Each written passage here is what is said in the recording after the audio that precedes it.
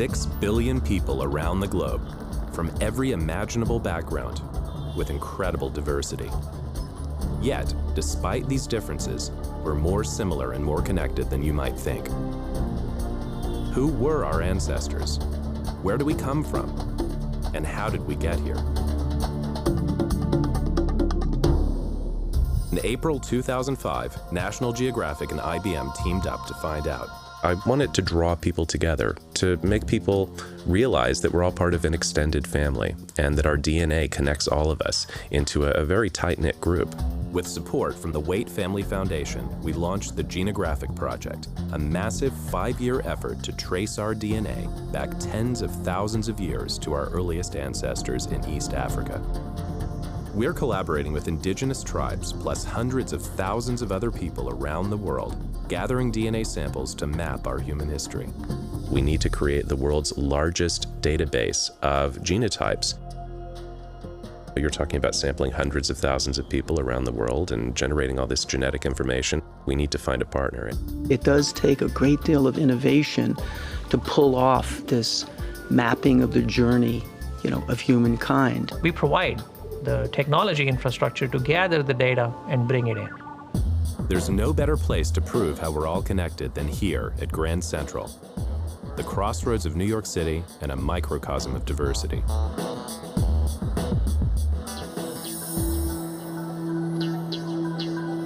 My name is Spencer Wells. Hello, I work with National Geographic. I direct a project for them called the Genographic Project. Yeah. And we're using DNA as a tool to study how people all over the world are related to each other. Would you be interested in maybe giving us a sample and becoming a part of it? Yes, I'd love to contribute my DNA. Absolutely. Maybe getting yourself tested? 100%. What do you think you might find out? What is your family Well, I have a lot of questions. My last name is not common in the country where I was born. We have Aztec Indian in our, because my basic heritage is Mexican as far as I'm concerned, but we traced it back to Spain. Fascinating.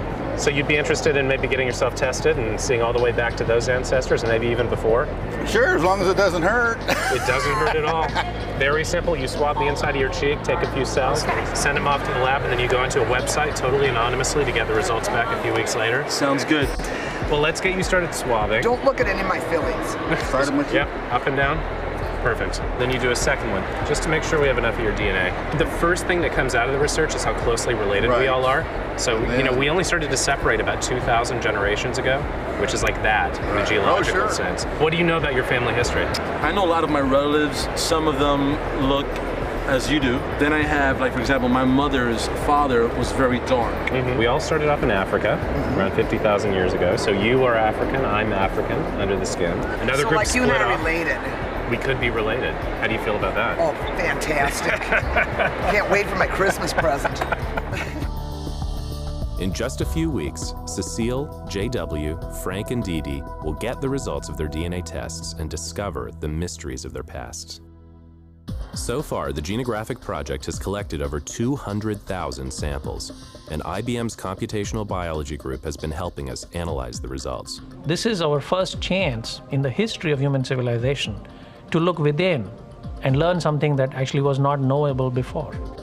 Unlocking those secrets helps us understand how we're all connected, like our 4 participants from Grand Central, who are about to discover the stories of their distant past. Dee Dee lives near Minneapolis, where she's been tending bar for 26 years. She's definitely a people person. There you go, honey. Are you ready to order? I'm looking forward to seeing her again.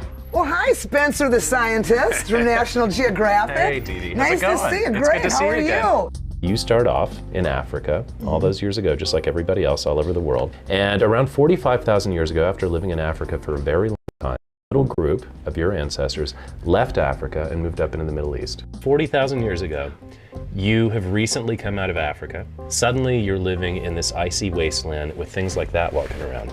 And you've got to figure out a way to kill them to make a living and survive. What would you have done? Well, I would have killed him. No, I would have found a guy to do it for me. Yeah. In Southern California, Frank is retiring soon and looking forward to a life on the golf course.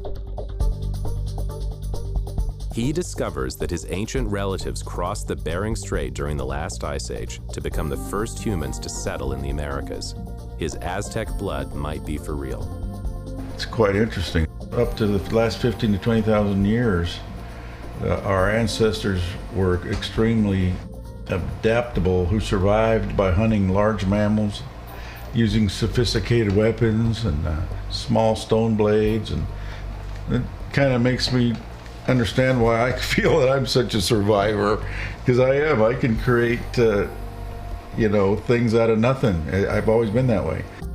We are an ancient people. That to me is fabulous. Cecile Nepal's results reveal that her ancestors were among the first humans to ever settle in Southeast Asia. Now Cecile lives and works in New York City, but she still feels connected to her Philippine roots. That there's something that we still have that we carry on, and it's something to be proud about. New York City cop J.W. lives in Brooklyn with his wife and son. His DNA results confirm his Puerto Rican, Spanish, and ancient African heritage, but that isn't all. What was surprising was that we were the actual first humans to ever plant seeds, and from that we generated this huge cultivation of crops, and we pretty much changed the face of, I guess, mankind, if you would. Coming from grandparents who were farmers themselves, I kind of see the relation there, so pretty interesting. Everybody that we met at Grand Central that day ultimately traces back to an ancestor in Africa. I feel connected because we all have one common place of origin, East Africa. Regardless of what our exteriors look like, regardless of how our accents may differ, our customs, our holidays, whatever the case may be, it all started here, and we all have that connection. I think the ultimate goal for this project is to literally bring us all a little bit closer together. The cool thing that comes out of this research is obviously that we're all connected to each other, and that we scattered to the wind, if you will, to populate the world over the last 60,000 years. Sponsored by National Geographic Mission Programs, taking science and exploration into the new millennium.